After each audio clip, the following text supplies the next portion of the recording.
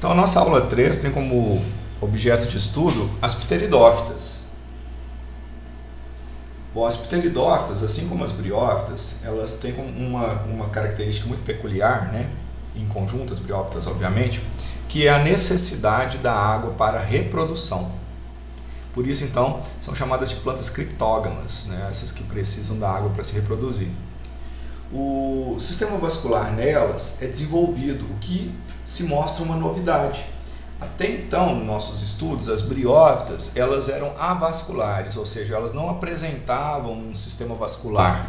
Já as pteridófitas são as primeiras plantas na história da evolução a apresentar um sistema vascular, o que permite a elas tamanhos bem mais corpulentos se comparados às briófitas, pois a seiva percorrerá o corpo da planta dentro de vasos especializados para sua condução e não precisará as substâncias nutritivas e ou os metabólitos, por exemplo, percorrerem a planta célula a célula, o que limitava muito o crescimento das briófitas.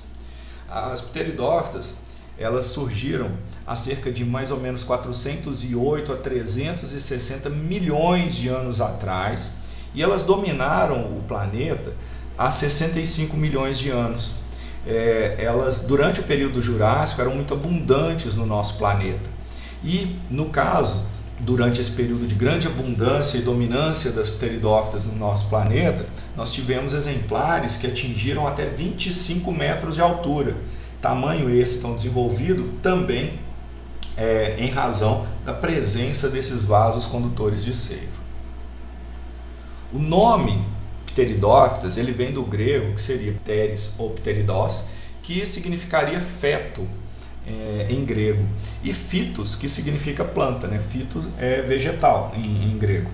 Tal fato se dá por essas plantas apresentarem folhas jovens enroladas, conhecidas como báculos, né? Os báculos que teriam então uma semelhança com o embrião humano, enroladinho. Aqui nós temos um báculo, então essa formato curvo dele deu a ideia de parecer-se com um embrião, né, enroladinho. Existem aproximadamente 13.500 espécies hoje, catalogadas e encontradas nos mais variados ambientes de praticamente todo o mundo. Por isso, então, são consideradas plantas cosmopolitas, ou seja, que ocorrem em todos os lugares do planeta. No entanto, hoje, o tamanho dessas plantas é menor do que aquele atingido no passado, uns 65 milhões de anos atrás, quando elas dominaram o nosso planeta e atingiam aí 25 metros de altura. Hoje, as maiores pteridófitas existentes não ultrapassam os 10 metros de altura. São popularmente conhecidas como pteridófitas as samambaias, as avencas e as cavalinhas, entre outras espécies menos populares.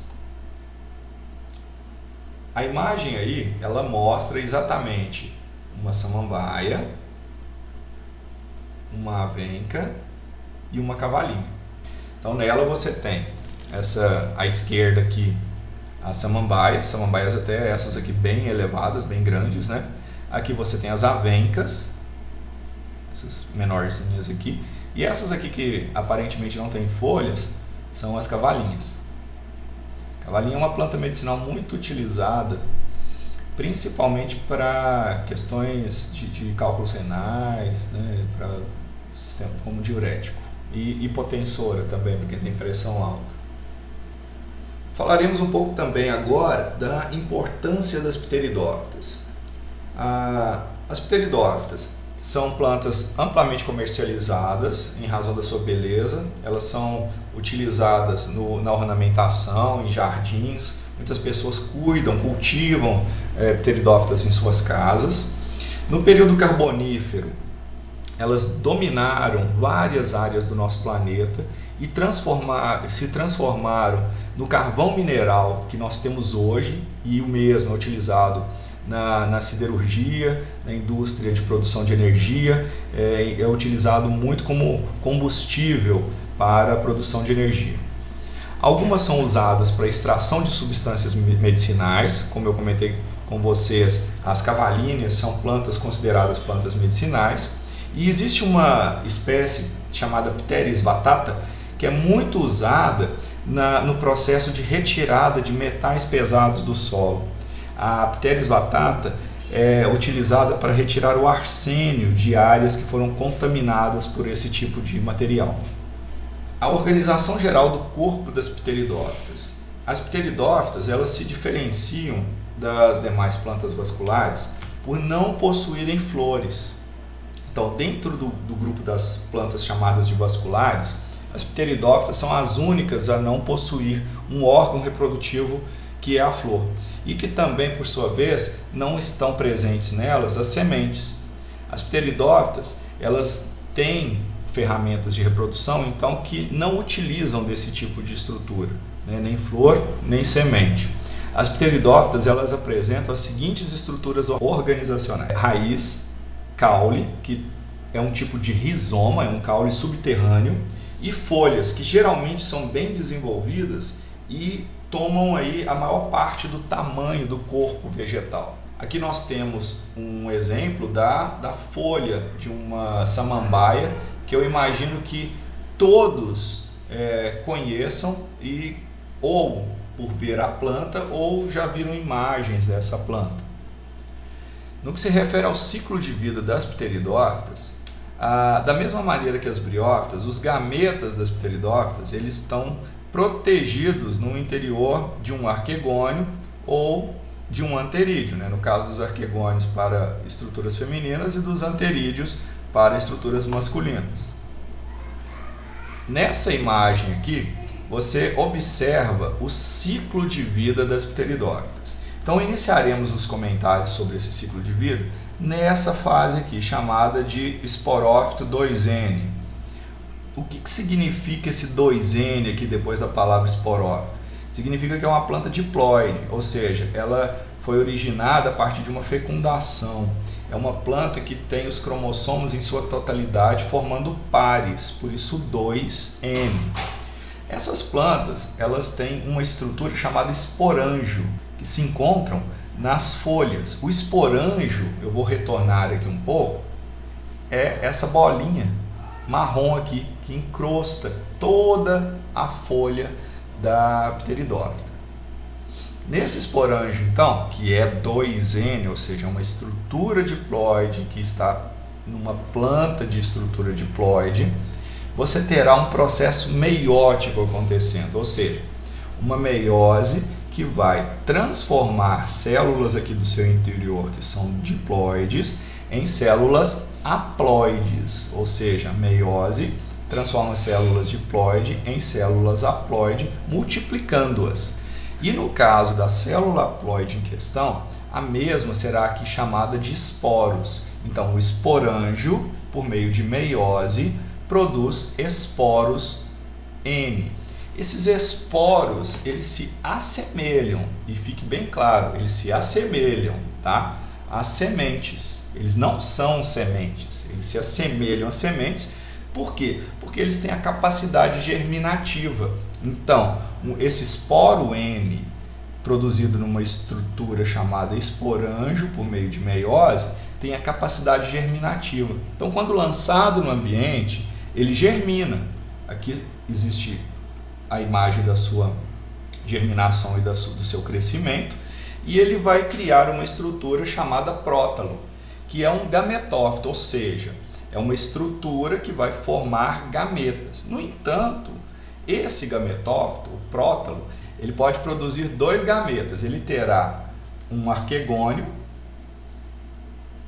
que vai produzir a oosfera, e ele terá um anterídeo, que vai produzir o anterozoide. No entanto, esse gametófito, o prótalo, ele é N, ele é haploide. Então, ele, por meio de mitose, irá gerar uma estrutura haploide, que pode ser feminina ou masculina. Depende de qual região que isso vai acontecer. Se no arquegônio, oosfera, se no anterídeo, anterozoide. No caso do anterozoide, o anterozoide, da mesma maneira que observado na briófita, é uma célula com capacidade de movimentação, uma célula móvel, ela tem flagelos. E no ambiente aquático, assim como na briófita, nós teremos a movimentação do anterozoide em direção à osfera que se encontra ali fixa no arquegônio. Os anterozoides produzidos no anterídeo, eles vão até os arquegônios e fecundam as zoosferas que lá estão, gerando uma estrutura chamada zigoto, que é 2N. 2N por quê? Porque N do anterozoide mais N do arquegônio resulta em uma estrutura diploide. A fecundação de 2 haploides gera uma estrutura diploide. Esse zigoto, então, irá se desenvolver. Esse desenvolvimento aqui estará dentro do arquegônio, ou seja, nessa imagem aqui você tem o gametófito e dele, no arquegônio dele, se desenvolveu um zigoto. No caso já em desenvolvimento, ele deixa de ser zigoto e se torna um esporófito. Esse esporófito aqui, jovem, se desenvolve, tornará-se-á um esporófito adulto 2N, que reiniciará todo o processo de formação de esporos em seu esporângio, reiniciando então também o ciclo de vida da pteridófita. Além da reprodução sexuada, as pteridófitas também contam com reprodução vegetativa ou assexuada. Várias espécies delas podem se desenvolver a partir de uma propagação, um desenvolvimento do seu caule ou do rizoma, como queiram chamar, o qual vai crescer paralelamente à superfície, né, no solo, e vai desenvolver outras estruturas radiculares, outras raízes e folhas, gerando aí então uma outra planta que, caso o rizoma seja partido, né, surgirão 2 plantas a partir desse rompimento. Ao que se refere ao transporte de seiva, o transporte de seiva nas pteridófitas, ele ocorre nos vasos condutores de seiva, que são especializados nesse processo e são denominados então de xilema. No caso do xilema, é um vaso que está especializado no transporte da seiva inorgânica, o que no passado era chamada de seiva bruta, que por sua vez é formada por água e por minerais estes que são retirados do solo ou de alguma superfície por meio do arraste da água para dentro do corpo da planta, por meio do sistema radicular.